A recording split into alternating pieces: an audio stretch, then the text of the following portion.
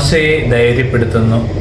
വെളിപാടിൻ്റെ പുസ്തകം 6-ാം അധ്യായം 1 മുതൽ 13 വരെയുള്ള വാക്യങ്ങൾ മോശയെ ധൈര്യപ്പെടുത്തുന്നു. കർത്താവ് മോശയോട് പറഞ്ഞു, ഞാൻ ഫറവോയോട് എന്ത് ചെയ്യുമെന്ന് നീ ഉടനെ കാണും. ശക്തമായ കരത്താൻ നിർബന്ധിതനായി അവൻ അവരെ വിട്ടയക്കും. അവരെ പുറന്തള്ളാതിരിക്കാൻ വയ്യാത്ത നില അവന് വന്നുകൂടും.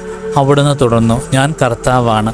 അബ്രഹാത്തിൻ്റെയും ഇസഹാക്കിൻ്റെയും യാക്കോബിൻ്റെയും സർവശക്തനായ ദൈവമായി ഞാൻ പ്രത്യക്ഷപ്പെട്ടു. എന്നാൽ കർത്താവ് എന്ന നാമത്താൽ ഞാൻ എന്നെ അവർക്ക് വെളിപ്പെടുത്തിയില്ല. എങ്കിലും അവർ പരദേശികളായി പാർത്തിരുന്ന കാനാൻ ദേശം അവർക്ക് നൽകുമെന്ന് അവരുമായി ഞാൻ ഉടമ്പടി ചെയ്തിരുന്നു.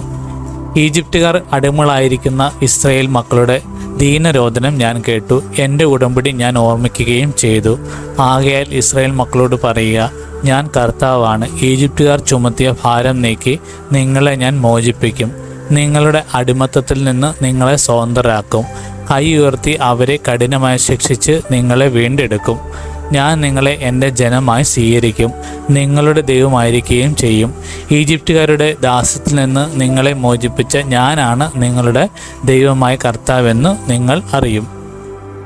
അബ്രഹാത്തിനും ഇസ്ഹാക്കിനും യാക്കോബിനും വാഗ്ദാനം ചെയ്ത ദേശത്തേക്ക് നിങ്ങളെ ഞാൻ നയിക്കും.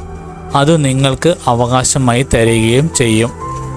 ഞാൻ കർത്താവാണ്. ഇസ്രായേൽ മക്കളോട് മോശ ഇപ്രകാരം പറഞ്ഞെങ്കിലും അവരുടെ മനോവിദ്യയും ക്രൂരമായ അടിമത്തവും നിമിത്തം അവർ അവൻ്റെ വാക്കുകൾ ശ്രദ്ധിച്ചില്ല.